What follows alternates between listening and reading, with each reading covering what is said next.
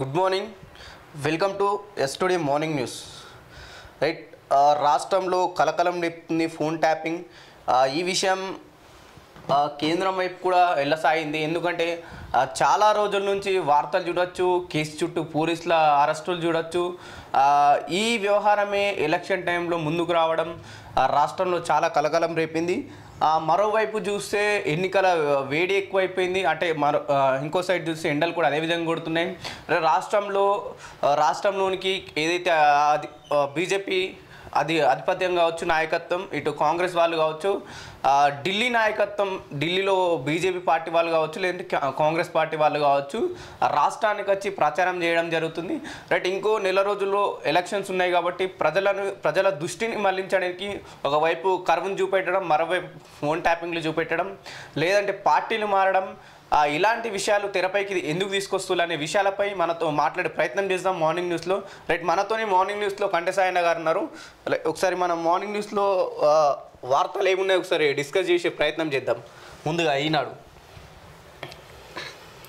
తెలుగు నేలకు ఎండదెబ్బ, రెండు రాష్ట్రాలపై వాతావరణ మార్పుల ప్రభావం తీవ్రం. తెలంగాణలో తాజాగా 43.5 డిగ్రీల ఉష్ణోగ్రత నమోదు. గత 53 ఏళ్ల పరిస్థితులపై క్లైమేట్ సెంట్రల్ సంస్థ అధ్యయనం. తెలంగాణలో 0.5, ఏపీలో 0.9 డిగ్రీలు పెరిగిన ఉష్ణోగ్రతలు. తెలంగాణ, ఆంధ్రప్రదేశ్ రాష్ట్రాల్లో ఒక్కసారిగా వాతావరణ మార్పులు అనూహ్యంగా పెరిగిన ఉష్ణోగ్రతలు ప్రజలను ఉక్కిరిబిక్కిరి చేస్తున్నాయి. ఏప్రిల్ మొదటి 2-3 రోజుల్లోనే 43 డిగ్రీలు దాటిన ఉష్ణోగ్రతలు ముందు మరింత పెరిగే అవకాశం ఉందని నిపుణులు హెచ్చరిస్తున్నారు. ఈ ఏడాది ఫిబ్రవరి నుంచే ఎండల తీవ్రత క్రమంగా పెరుగుతూ వస్తుంది. మార్చిలో 2 వారాలు కొంత ఊరట ఇచ్చినా చివరి వారం నుంచి మళ్ళీ మంటలు మొదలయ్యాయి. 2 మినహా అన్ని జిల్లాల్లో 42 డిగ్రీల కంటే ఎక్కువ ఉష్ణోగ్రతలు నమోదు కావడం రాష్ట్రమంతటా ఎండల తీవ్రతను స్పష్టం చేస్తుంది. నిర్మల్, జగిత్యాల, నల్గొండ, ఖమ్మం, గద్వాల, ఆదిలాబాద్, నాగర్ కర్నూలు జిల్లాలో బుధవారం ఉష్ణోగ్రత 43 డిగ్రీలు దాటింది. నల్గొండ జిల్లాలోని నెడమనూరులో అత్యధికంగా 43.5 డిగ్రీలు నమోదైంది. పగటి ఉష్ణోగ్రతలు గణనీయంగా పెరగడమే కాకుండా రాత్రిపూట కూడా తీవ్రమైన వేడి కొనసాగుతుంది. 2024లో ఆంధ్రప్రదేశ్, తెలంగాణ సహా దేశంలోని అత్యధిక ప్రాంతాల్లో వేసవి ఎండలు తీవ్రత ఎక్కువగా ఉందని భారత వాతావరణ విభాగం ఇప్పటికే సూచించింది. సాధారణం కంటే ఎక్కువ ఉష్ణోగ్రతలు నమోదనేటటువంటి వార్తను మనం చూస్తే ఇంకా పెరిగే అవకాశం. అత్యధిక ఉష్ణోగ్రతలకు వాతావరణ మార్పులే కారణం. భారత్లో తీవ్రమైన ఎండలు సీజన్ కొనసాగనుంది. హైదరాబాద్ లాంటి నగరాల్లో సగటు కంటే 3 నుంచి 5 డిగ్రీల అధికంగా ఉష్ణోగ్రతలు నమోదవుతున్నాయి. వాతావరణ మార్పుల వల్ల ఇటువంటి పరిస్థితులు ఇంకా 5 రెట్లు పెరిగే అవకాశం ఉంది. నిజంగా ఈ ఎండల్లో ఎన్నికల ప్రచారం చేయగలుగుతారా? ఒకవేళ నాయకులు ఎన్నికల ప్రచారం చేసినా ప్రజలు మాత్రం ఎండకు తట్టుకోగలుగుతారా?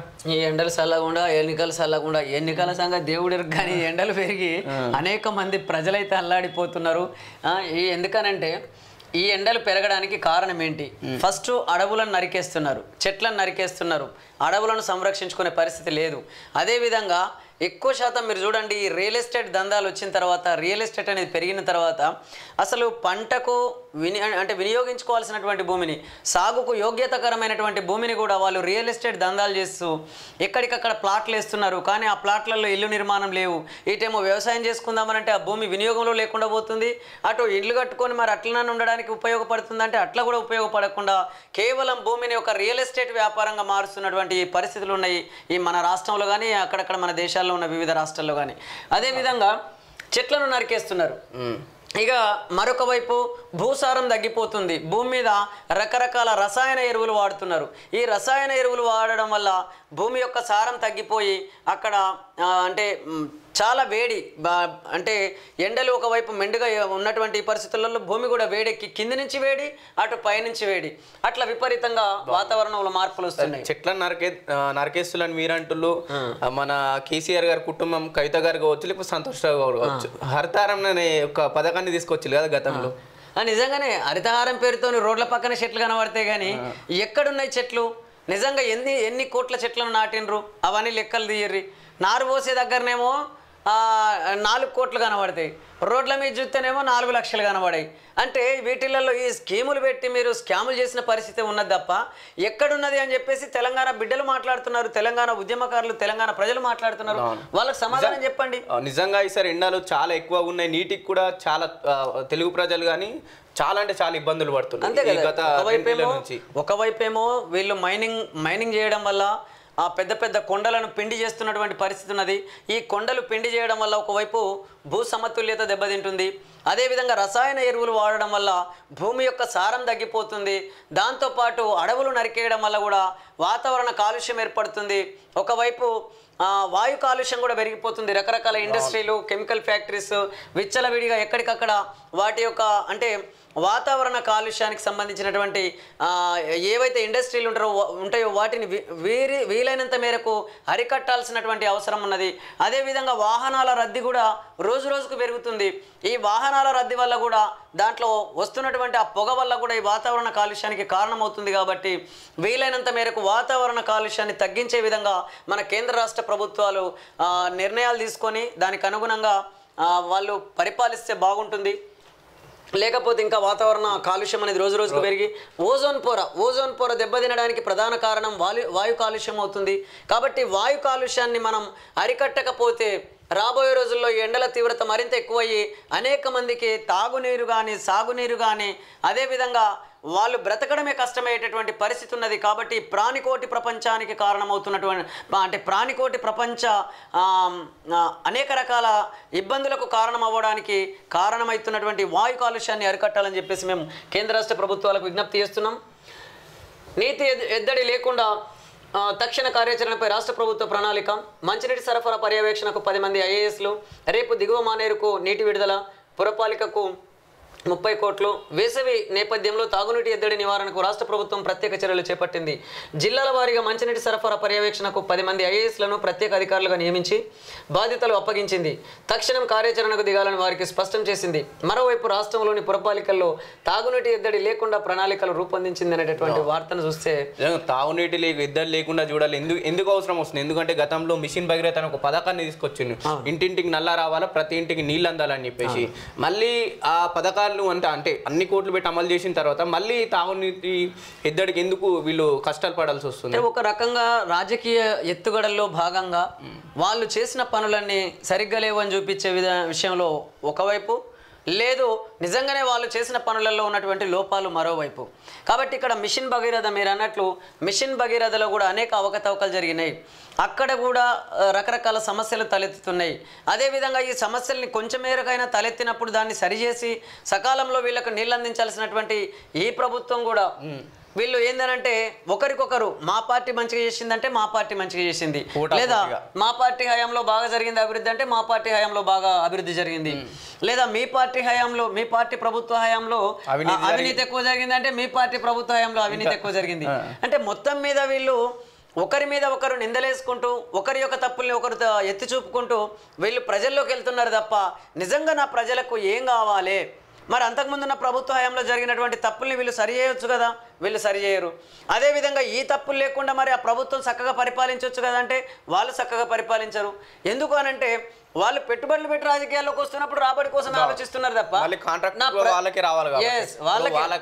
గత ప్రభుత్వంలో పథకాలు అమలు చేసి కాంట్రాక్టర్లు వాళ్ళకి సంబంధించిన వాళ్ళకి వెళ్ళినాయి. మళ్ళీ వీళ్ళు కొత్తగా తీసుకొస్తే వీళ్ళకి కాంట్రాక్టర్లు కావాలి. అందుకే పాత పథకాలు విడిచిపెట్టి వీళ్ళు ఇచ్చిన కొత్త పథకాలు అమలు చేస్తున్నారు. కాబట్టి ఇక్కడ మొత్తం మీద ఏంటంటే ఆ కాంట్రాక్టులు, కమిషన్లు, కాబట్టి ఇక్కడ పెట్టుబడులు మొత్తం ఎన్నికల వ్యవస్థను ఒక వ్యాపారంగా మలుచుకొని పరిపాలిస్తున్నటువంటి పరిస్థితి కొన్ని పార్టీల తీరు చూస్తే, కొంతమంది నాయకుల తీరు చూస్తే మనకు అర్థమవుతుందని చెప్పేసి అనేక మంది మేధావులు అంటున్నారు. కాబట్టి ఖచ్చితంగా ఈ పరిస్థితులలో మార్పు రాకుండా ఈ సమస్యలు పూర్తి స్థాయిలో పరిష్కరించబడవు అనేది మనకు అర్థమవుతుంది. ముఖ్యమంత్రి రేవంత్ రెడ్డిని అచ్చంపేట నియోజకవర్గం కొండారెడ్డి పల్లెకు చెందిన జవాన్ యాదయ్య కుటుంబం సభ్యులు బుధవారం కలిశారు. గతంలో దుండగుల కాల్పులో జవాన్ యాదయ్య మరణించారు. ఇటీవల యాదయ్య భార్య సుమతమ్మకు ఉద్యోగంతో పాటు కుటుంబానికి 5 ఎకరాల భూమిని ప్రభుత్వం కేటాయించడంతో వారు సీఎంను కలిసి కృతజ్ఞతలు తెలిపారు. ఈ సందర్భంగా సీఎం వారికి పట్టాదారు పాస్బుక్ అందించారు. నిజంగా జవాన్ యాదయ్య మరణించినందుకు వాళ్ళ కుటుంబానికి ఒక జాబు 5 ఎకరాల భూమి ఇవ్వడం మంచిదే. ఇలాగే తెలంగాణ అమరవీరులను మీరు ఏదైతే తుపాకీ పట్టుకుని అమరవీరులకు వెళ్ళినప్పుడు అలాంటి అమరవీరులకు ఇలాగే సాయం అందించాలని చెప్పేసి చాలా వరకు తెలంగాణలో ఉన్న అమరవీరుల కుటుంబాలు కోరుతున్నాయి. దీన్ని ఎలా చూస్తారు మీరు? నిజంగానే ఇప్పుడు తెలంగాణతో 9 సంవత్సరాలు పరిపాలించినటువంటి బీఆర్ఎస్ పార్టీ ఎందుకు సోయలేదు వాళ్ళకు? ఈ యాదయ్య కుటుంబానికి వాళ్ళు ఎందుకు ఇవ్వలేకపోయారు? నిజంగా అప్పుడు ఇది సమాధానం చెప్పాలి. ఇవ్వాల కాదు, వీళ్ళకి ఇవ్వాల్సింది అప్పుడే వీళ్ళకు 5 ఎకరాల భూమి కానీ ఆ ఇంట్లో ఒక ఉద్యోగం కానీ అప్పుడు ఆ బీఆర్ఎస్ పార్టీ ఎందుకు ఇవ్వలేకపోయిందో సమాధానం చెప్పాల్సినటువంటి అవసరం ఉన్నది. బీఆర్ఎస్ పార్టీ ఇట్లాంటి అమరవీరులను గుర్తిస్తే కదా ఇవ్వనికి. అదే కదా. కాబట్టి ఆ రోజు తెలంగాణ ఉద్యమం కోసం తన పోలీసు కిష్టయ్య తన పిస్తోల్తోని, తన రివాల్వర్తోనో పిస్తోల్తోనో మొత్తం మీద అయితే కాల్చుకొని అమరత్వం పొందిండు. అలాంటి అమరవీరుల కుటుంబాన్ని ఆదుకోవాల్సిన బాధ్యత ఈ ప్రభుత్వాలకు లేదా?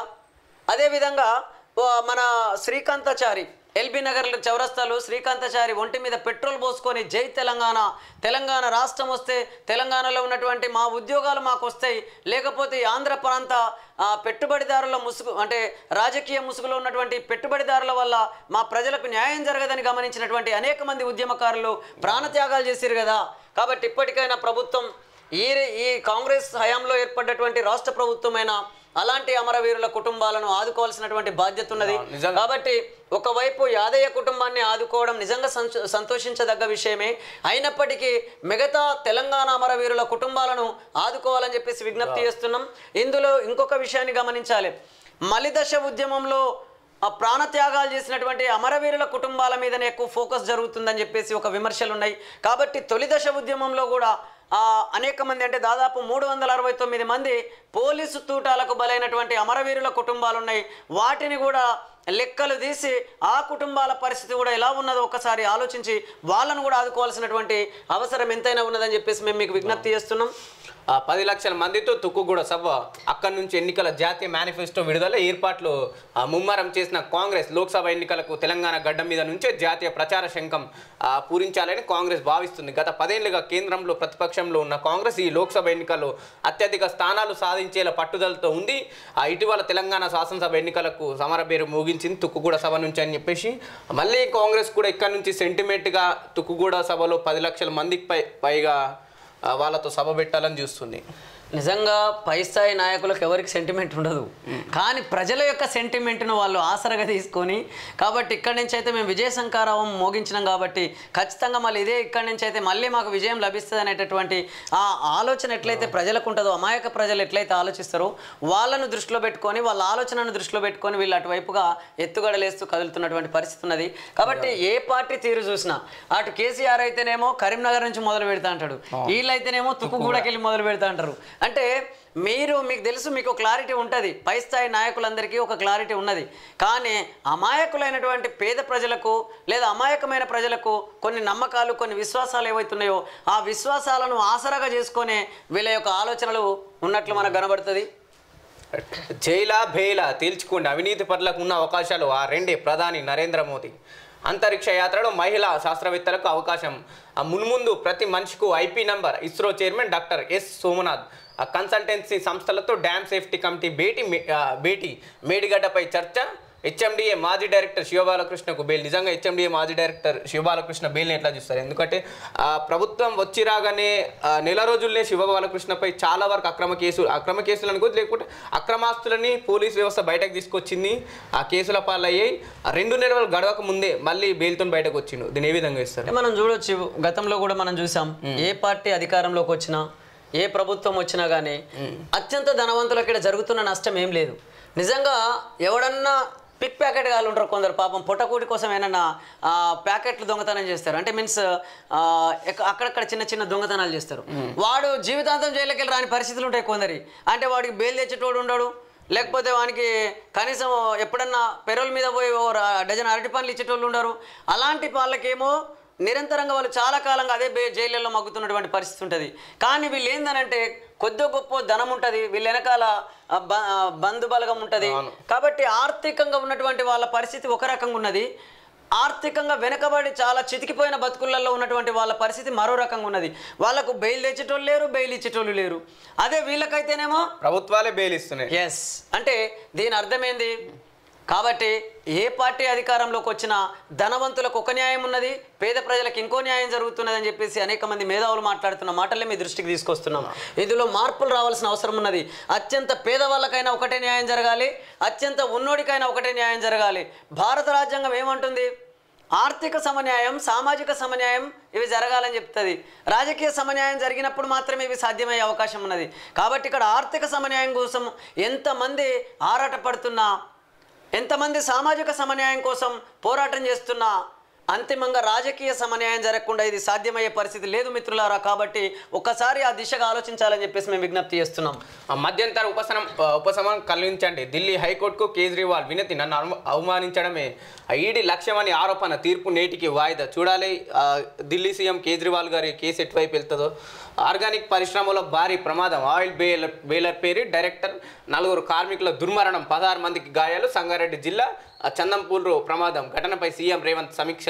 సంగారెడ్డి జిల్లా హత్నూర్ మండలం చందాపూర్ గ్రామ శివార్లోని ఎస్బీ ఆర్గానిక్ పరిశ్రమలో బుధవారం సాయంత్రం 5 గంటల సమయంలో ఆయిల్ బాయిలర్ పేలి ఘటనలో ఆ పరిశ్రమ డైరెక్టర్ 4 కార్మికులు ప్రాణాలు కోల్పోయారు. 16 మంది గాయపడ్డారు. ఆయిల్ బాయిలర్ నుంచి పొగలు వచ్చిన వెంటనే మంటలు చెలరేగి ఒక్కసారిగా భారీ శబ్దంతో పేలుడు సంబంధించిన పొగను పరిశీలించేందుకు వెళ్లిన సమయంలో బాయిలర్ పేలడంతో పరిశ్రమ డైరెక్టర్ రవిశర్మ హైదరాబాద్ కార్మికులు తమిళనాడుకు చెందినవారని చెప్పేసి చూడొచ్చు. ఏదైతే ఆర్గానిక్ ఫార్మా కంపెనీలో ప్రమాదం జరిగింది, డైరెక్టర్తో పాటు 16 మందికి గాయాలయ్యి అలాగే కార్మికులు కూడా చనిపోవడం జరిగింది కదా. నిజంగా చాలా ఫ్యాక్టరీలు ఉంటాయి, చాలా ఇండస్ట్రీలు ఉంటాయి మన హైదరాబాద్ చుట్టుపక్కల కానీ, సంగారెడ్డి కానీ, లేదా ఇతర ఈ ప్రాంతాలలో ఉన్నటువంటి అనేక ఇండస్ట్రీలలో రకరకాల పరిశ్రమలలో రకరకాల ప్రోడక్ట్ను ఉత్పత్తి చేస్తుంటారు. కానీ వచ్చింది ఎండాకాలం, విపరీతంగా ఎండలు మెండుగా ఉన్నాయి. అదేవిధంగా ఈ ప్రభుత్వాలు కూడా ఆయా ఇండస్ట్రీల మీద ఒక ఫోకస్ పెట్టాల్సినటువంటి అవసరం ఉన్నది. అక్కడ ఉన్నటువంటి ఆ ఫ్యాక్టరీలో పనిచేస్తున్నటువంటి కార్మికుల పరిస్థితి ఎలా ఉంది, అదేవిధంగా ఫ్యాక్టరీ ఏ రకంగా పనిచేస్తుంది, ఎలాంటి జాగ్రత్తలు తీసుకుంటున్నారు, వీటన్నిటి విషయంలో మీరు కనుక దృష్టి పెట్టకపోతే ఇగో ఇలాంటి ప్రమాదాలు జరిగి అనేక మంది చనిపోయే ప్రమాదం ఉన్నది. కాబట్టి ఈ రాష్ట్ర ప్రభుత్వం వెంటనే ఒక కమిటీ ఏర్పాటు చేస్తారా, లేకపోతే ఒక టీంని ఏర్పాటు చేస్తారా? కానీ మొత్తం మీద మన తెలంగాణ రాష్ట్రంలో ఉన్నటువంటి అనేక పరిశ్రమల మీద, అనేక ఇండస్ట్రీల మీద మీరు ఫోకస్ పెట్టి అక్కడ కార్మికులకు రక్షణ ఉన్నదా లేదా ఆలోచించాలని చెప్పేసి మేము మీకు విజ్ఞప్తి చేస్తున్నాం. ఆ టెలిగ్రాఫ్ చట్టం ఉల్లంఘన జరిగి ఉంటే చర్యలు. ఫోన్ ట్యాపింగ్ పై కేంద్ర మంత్రి అనురాగ్ సింగ్ ఠాకూర్ ఆ ఏపీ అభివృద్ధికి తెదాపా జనసేనలతో కూటమని వెల్లడి. తెలంగాణలో టెలిగ్రాఫ్ చట్టాన్ని ఉల్లంఘించిన ఫోన్ ట్యాపింగ్ చేసి ఉంటే కేంద్రం చట్టబద్ధంగా చర్యలు తీసుకుంటుందని కేంద్ర సమాచార ప్రసార శాఖల మంత్రి అనురాగ్ సింగ్ ఠాకూర్ స్పష్టం చేశారు. ఎవరి ఫోన్ అయినా ట్యాప్ చేయాలంటే తప్పనిసరిగా ప్రత్యేక అనుమతి తీసుకోవాలని పేర్కొన్నారు. లోక్సభ ఎన్నికల నేపథ్యంలో ఆయన బుధవారం ఢిల్లీలోని తన నివాసంలో ప్రాంతీయ పత్రికల మీడియా ప్రతినిధులతో మాట్లాడారు. నిజంగా ఇలా పర్మిషన్ తీసుకుంటే ప్రభుత్వాలు అధికారంలోకి రావని అనురాగ్ సింగ్ ఠాకూర్ గారు కూడా ఒకసారి తెలియజేయాలి. ఆయనకు తెలుసు, వీళ్ళందరికీ తెలుసు, కానీ వీళ్ళకి ప్రత్యామ్నాయం లేదు. అయితే ఆ పార్టీ లేకుంటే ఈ పార్టీ కాకపోతే ఇంకో పార్టీ, ఇంకా ఇంతకు మించి ప్రజలకు ప్రజాస్వామ్యబద్ధమైన పరిపాలన ఎక్కడ అందే ఛాన్స్ ఉంది? లేనే లేదు కదా. అందుకనే ఇక్కడ ఎవరి ఫోన్లు ట్యాపింగ్ జరుగుతాయి? అయితే ప్రతిపక్షంలో ఉన్న పార్టీ నేతల ఫోన్లు ట్యాపింగ్ జరుగుతాయి. గట్టిగా నిలబడ్డ లీడర్ లేదంటే గట్టిగా నిలబడ్డాయి. లేదు అని అనుకుంటే అమాయకుల ఫోన్లు వీళ్ళు ఏం చేయలేరు కాబట్టి అలాంటి వాళ్ళ ఫోన్లు ట్యాపింగ్ చేసుకుంటా వీళ్ళు వాళ్ళను ముందుకు వెళ్లకుండా కట్టడి చేయడంలో భాగంగా వీళ్ళు ఫోన్ ట్యాపింగ్ పాల్పడుతున్నటువంటి పరిస్థితి ఉన్నది. ఒక విషయం కూడా రీసెంట్గా ఒక ఇంటర్వ్యూలో టీఆర్ఎస్ పార్టీ నాయకుడు చెప్పడం ఏంటంటే గతంలో మన ఏదైతే ఉప ముఖ్యమంత్రి గారి మన రాజయ్య గారి ఫోన్ కూడా ట్యాప్ చేయడం జరిగింది. దానివల్లనే ఆ పార్టీకి వ్యతిరేకంగా మాట్లాడుతున్న అనుమానంతోనే ఉప ముఖ్యమంత్రిగా దించేయడం కూడా జరిగిందని చెప్పేసి ఈటల రాజేందర్ గారు ఒక ఇంటర్వ్యూలో చెప్పారు. అంటే మొత్తం మీద అయితే వీళ్ళు ఎవరైతే తమ పార్టీలో పనిచేస్తున్నటువంటి వాళ్ళు, అదేవిధంగా ప్రతిపక్షంలో ఉన్న లీడర్లు పార్టీకి అనుబంధంగా కనబడతలేరు, పార్టీకి భిన్నంగా మాట్లాడుతున్నారు అని ఎప్పుడైతే వీళ్ళకి అనుమానం వస్తుందో వీళ్ళు ప్రభుత్వ అధికారులతోనే వీళ్ళు ఫోన్ ట్యాపింగ్ చేస్తున్నటువంటి పరిస్థితిని మనం చూస్తున్నాం. కాబట్టి సూత్రధారులేమో పార్టీ నేతలు అవుతున్నారు, ప్రభుత్వంలో ఉన్నటువంటి కీలక పదవుల్లో ఉన్నటువంటి వాళ్ళు అవుతున్నారు. అదే పాత్రదారులేమో ప్రభుత్వ అధికారులు అవుతున్నారు. ఇక ఎవరిని తీసుకుపోయి జైల్లో ఎత్తుర్రయ్య అంటే ఈ పాత్రదారులను పట్టుకపోయి జైల్లో ఎత్తుర్రు, సూత్రధారులేమో చూసి చూడనట్లుంటున్నారు అనేటటువంటి అభిప్రాయం ప్రజల్లో ఉన్నది, మేధావుల్లో ఉన్నది. కాబట్టి ఖచ్చితంగా ఇలాంటి పరిస్థితి ఈ ప్రజాస్వామ్యానికి అంత మంచిది కాదు. కాబట్టి మీరైనా మారాలండి, లేదా ఈ చట్టాల్లో మార్పులు తీసుకొచ్చి ఎవ్వరు కూడా ఇలాంటి ఫోన్ ట్యాపింగ్లకు పాల్పడకుండా బలమైన చట్టాలు తయారు చేసి ఆ చట్టం ప్రకారం శిక్షించాల్సినటువంటి అవసరం ఎంతైనా ఉన్నది. ఆ ఫోన్ ట్యాపింగ్తో నాకు సంబంధం ఏంది, అడ్డగోలుగా ఆ సీఎం అడ్డగోలుగా మాట్లాడితే సీఎంను వదిలిపెట్టాం భారత కార్యనిర్వాహక అధ్యక్షుడు కేటీఆర్, మంత్రి కొండా సురేఖ, ఎన్ఎం శ్రీనివాసరెడ్డి, కేకే మహేందర్ రెడ్డిలకు లీగల్ నోటీసులు, వారం రోజుల్లో క్షమాపణలు చెప్పకుంటే న్యాయపరమైన చర్యలు. ఫోన్ ట్యాపింగ్ వ్యవహారంలో తనకు సంబంధం లేని విషయంలో తమ ఆ పేరు ప్రస్తావించారని, అవాస్తవాలతో కూడిన ఆరోపణలు చేశారని పేర్కొంటూ మంత్రి కొండా సురేఖ, ఎమ్మెల్యే ఎన్ఎం శ్రీనివాసరెడ్డి, కాంగ్రెస్ నేత కేకే మహేందర్ రెడ్డిలకు భారత కార్యనిర్వాహక అధ్యక్షుడు కేటీఆర్ లీగల్ నోటీసులను పంపించారు. ఆ వారం రోజుల్లోగా క్షమాపణ చెప్పాలని ఆయన డిమాండ్ చేశారు. లేదంటే న్యాయపరమైన చర్యలు తప్పవని హెచ్చరించారు. వారు తన పేరు పదే పదే కుట్రపూరితంగా ప్రస్తావిస్తున్నారని, తన ప్రతిష్ట భంగం కలిగించేలా మాట్లాడుతున్నందుకు చట్ట ప్రకారం చర్యలు తీసుకున్నట్లు తెలిపారు. ఎలాంటి ఆధారాలు లేకుండా తన పేరును ప్రస్తావిస్తూ అసత్యాలు ప్రచారం చేసిన కొన్ని మీడియా సంస్థలకు, యూట్యూబ్ ఛానళ్లకు కూడా నోటీసులు పంపించినట్లు ఆయన పేర్కొన్నారు. నిజంగా క్షమాపణ చెప్పాలంటే నేరెళ్ల ఘట బాధితులకు మీరు ఒకసారి క్షమాపణ చెప్పాలి. అలాగే మీ వల్ల తెలంగాణ వచ్చిన తర్వాత దాదాపు 100కు పైగా రైతులు చనిపోయి వాళ్ళకి మీరు క్షమాపణ చెప్పాలి. దళిత బంధు విషయంలో వీళ్ళు కొందరికి ఇచ్చి కొందరు ఇవ్వకపోతే అట్లా గొడవలు పడ్డ వాళ్ళకు క్షమాపణ చెప్పాలి. డబుల్ బెడ్రూమ్ విషయంలో కూడా చాలా వరకు 5 లక్షలు తీసుకొని ఇండ్లు అమ్ముకున్న వాళ్ళకు ఏదైతే లబ్ధిదారులకు క్షమాపణ చెప్పాలని చెప్పేసి సోషల్ మీడియాలో చాలా వరకు ట్రోలింగ్ జరుగుతుంది. అంతే కదా. అదే కాకుండా ఈయన ఫోన్ ట్యాపింగ్తో నాకేం సంబంధం అని అంటున్నాడు. మరి నీకు సంబంధం లేదు, ఎవరికి సంబంధం ఉందో అదేనా చెప్పు. మొత్తం మీద ఫోన్ ట్యాపింగ్ జరిగింది అయితే మనకు కనబడుతుంది, అది కూడా మీ ప్రభుత్వ హయాంలోనే. పోనీ మరి ఎవరు సంబంధం ఉన్నదో మీరైనా చెప్పుర్రి. కానీ అత్యున్నత స్థానాల్లో మీరుంటూ మీ అయ్య ముఖ్యమంత్రిని పెట్టుకొని మరి దీనికి కారణం ఎవరు? పోనీ పార్టీలో నంబర్ 2 ఏదైతే బీఆర్ఎస్ పార్టీలో కేసీఆర్ కన్నా కేటీఆర్ మాటలు విన్న వాళ్ళు ఎక్కువ ఉన్నారు. మరి కాబట్టి మీ ప్రభుత్వ హయాంలోనే ఇది జరిగింది కదా, కాబట్టి దీని కారకులు ఎవరో మీరే చెప్పండి. మరి మీరేం గడివికి రా అని చెప్పేసి తెలంగాణ ప్రజలు అడుగుతున్నారు, వాళ్ళకి సమాధానం చెప్పండి. ఫోన్ ట్యాపింగ్ జరుగుతుంటే మీరేం చేసిర్రు? మీ అసమర్థ పాలన వల్ల కాదా ఈ ఫోన్ ట్యాపింగ్ జరిగిందని చెప్పేసి తెలంగాణ ప్రజలు మిమ్మల్ని ప్రశ్నిస్తున్నారు. అంటే ప్రశ్నించేటోళ్లకు లీగల్ నోటీసులు పంపిస్తా, ప్రశ్నించేటోళ్ళ మీద మేము అంటే దాడులు చేస్తాం అని అంటే ఇది ఎంతవరకు కరెక్ట్? కేటీఆర్ గారు ఎప్పటికీ మీ బలుపు మాటల్ని బంద్ చేసుకోరని చెప్పేసి తెలంగాణ ఉద్యమకారులు మిమ్మల్ని అంటున్నారు. కాబట్టి ఇప్పటికైనా మీకు బుద్ధి రాకపోతే మిమ్మల్ని ఎవ్వరు కాపాడలేరు అని చెప్పేసి నేను అంటున్న మాట కాదు. కేటీఆర్ గారు, నాకు వ్యక్తిగతంగా మీ మీద ఎలాంటి ద్వేషం లేదు, ఎలాంటి కోపం లేదు. కానీ అనేక మంది తెలంగాణ ఉద్యమకారులు, అనేక మంది తెలంగాణ వచ్చిన తర్వాత కానీ రాకముందు తెలంగాణ ఉద్యమంలో కానీ నష్టపోయినటువంటి బిడ్డలు, ఇక్కడ తెలంగాణ పాలనలో మీ వల్ల నష్టపోయినటువంటి అనేక మంది బిడ్డలు, మీ పరిపాలనలో నష్టపోయినటువంటి అనేక మంది తెలంగాణ ఉద్యమకారులు మాట్లాడుతున్న మాటల్ని మేము ముందుకు తీసుకొస్తున్నాం. నిజంగా ఫోన్ ట్యాపింగ్తో నాకేం సంబంధం అన్న కేటీఆర్ గారు గతంలో హోమ్ మినిస్టర్ అయిన మహమ్మద్ అలీ గారిని ఎప్పుడైనా మాట్లాడిస్తే ఫోన్ ట్యాపింగ్ వ్యవహారం గురించి తను ఎప్పుడైనా చర్యలు తీసుకునేవాడు. అంతే కదా. మహమ్మద్ అలీ గారు ఎప్పుడు మీ చేతుల్లోనే ఉన్నాడు, హోమ్ మినిస్టర్ అనేది మీ చేతుల్లో ఉండే. అదే మొత్తం మీద వీళ్ళ కుటుంబ పాలనలోనే, వీళ్ళ కుటుంబ కనుసన్నల్లోనే ప్రతి అంశం జరిగింది. ఏ ప్రభుత్వ అధికారి అయినా సరే మీ అనుమతి లేకుండా పనిచేసే పరిస్థితి ఉన్నది ఆ రోజుల్లో. మీ గుండె మీద చేసుకొని చెప్పండి. కాబట్టి మీరు చేసినటువంటి అవినీతి అక్రమాలన్నీ ప్రజలకు బయటపడుతుంటే దాన్ని కౌంటర్గా లేదు మాకేం సంబంధం ఫోన్ ట్యాపింగ్ కంటే మరి ఎవరికి సంబంధం ఉన్నట్లు? ఆ రోజు ఎవరు సీఎం అన్నట్టు ఈ రాష్ట్రంలో? మీ నాన్న సీఎం కాదా? లేదా మీరు ఐటీ మినిస్టర్ కాదా? మీరు అత్యున్నత స్థానాల్లో ఉండి పరిపాలించలేదా? ఎవరికి సంబంధం ఉన్నట్లు మరి? పోనీ మీ పరిపాలనలోనే కదా ఇవన్నీ జరిగినాయి. మరి మీరేం చేసినట్లు? మీరెందుకు చూసి చూడనట్లున్నారు? మీరెందుకు నిర్లక్ష్యం చేసి ఇలాంటి ఫోన్ ట్యాపింగ్లకు పాల్పడుతుంటే ప్రభుత్వ అధికారుల మీద మీరెందుకు చర్యలు తీసుకోలేదు? దీనికి మీరు కారణం కాదు అపరోక్షంగా? కాబట్టి ఖచ్చితంగా ముమ్మాటికి మీ కనుసన్నల్లోనే ఈ ఫోన్ ట్యాపింగ్ జరిగింది. కాబట్టి మొట్టమొదలు ఈ ఫోన్ ట్యాపింగ్కు కారణమైనటువంటి సూత్రధారులను అరెస్ట్ చేయాలనే డిమాండ్ ఈ తెలంగాణ రాష్ట్రంలో ప్రజల నుంచి పెరుగుతున్నది. కాబట్టి మీరు ఎన్ని మాయ మాటలు చెప్పినా మీ కుటుంబ పాలన చూసినటువంటి తెలంగాణ బిడ్డలు ఇవాళ మీ కారు గుర్తుకు ఓటేసే పరిస్థితి లేదు లేదు లేదు అని చెప్పేసి అనేక మంది అంటున్నారు. కేవలం మీ మీద కోపంతోనే ఇటు కాంగ్రెస్ పార్టీకి ఓటేసిరు తప్ప కాంగ్రెస్ పార్టీ మీద ప్రేమతో ఓటేసినటువంటి ఓట్లు కావని కూడా ఒకవైపు తెలంగాణ ప్రజలు మాట్లాడుతున్నారు. విధిలేని పరిస్థితులలో మరో దారి లేకనే ఈ పార్టీ మీద కోపంతో ఆ పార్టీకి, ఆ పార్టీ మీద కోపంతో ఈ పార్టీకి ఓటేస్తున్నటువంటి పరిస్థితి ఉన్నది తప్ప నిజంగా ప్రజాస్వామ్యబద్ధంగా ఎవరు పరిపాలించగలుగుతారు?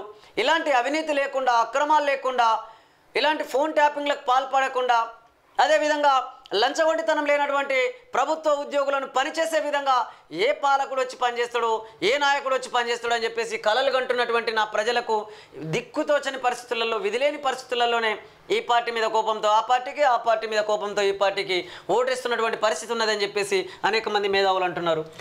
ప్రతి గింజను కొంట 48 గంటల్లో రైతుల ఖాతాలోకి డబ్బు, ధాన్యం లెక్కలు వెంటనే ఆన్లైన్లో. ఆ పొరుగు రాష్ట్రాల నుంచి ధాన్యం రానివ్వకుండా 56 చెక్ పోస్టులు. ఈనాటితో పౌర సరఫరాల శాఖ కమిషనర్ డిఎస్ చౌహాన్ ఫిర్యాదుల కోసం టోల్ ఫ్రీ నంబర్ 1967 1867425003333కి కాల్ చేయాలని చెప్పేసి ఇక్కడ అవినీతి మన ధాన్యం కొనుగోలు కేంద్రాల్లో అవకతవకలు జరిగితే దీనికి మీరు కాల్ చేయొచ్చు. తైవాన్ను కుదిపేసిన భూకంపం 9 మంది మృత్యువాత, 1011 మందికి గాయాలు. తైవాన్కి భూకంపం చాలా కామన్ అనుకోవచ్చు. గతంలో సంవత్సరంలోనే ఇది రెండోసారి. అంటే ఒకసారి ఆంధ్రజ్యోతిలో ప్రధాన వార్తలు చూసే ప్రయత్నం చేద్దాం. Biden versus Jinping. ఆ ఫోన్లో అమెరికా చైనా అధ్యక్షుల సంవాదం. హైటెక్ టెక్నాలజీ గురించి మాటల తూటాలు. ఈ విధానాలు ఆర్థిక ముప్పు పెంచేలా ఉన్నాయి. తైవాన్పై గీత దాటద్దు. డ్రాగన్ హెచ్చరిక. రష్యాకు మీ తోడ్పాటు యావత్ ఐరోపాకు చేటు. టిక్టాక్ విషయంలో వెనక్కు తగ్గం అమెరికా. ఆ ఫోన్ ట్యాపింగ్ కేసు పోలీసులు అదుపులో. వేణుగోపాలరావు 11 గంటల పాటు సుదీర్ఘ విచారణ. నేడు రేపు అరెస్టు ప్రకటించే ఛాన్స్. 7 ఏళ్లుగా ఎస్ఐబిలో ఓఎస్డిగా వారం పాటు కస్టడీకి రాధాకిషన్. ఆయనపై కూకట్పల్లిలో కేసు. ట్యాపింగ్ జరిగి ఉంటే కేసీఆర్ బాధ్యుడా?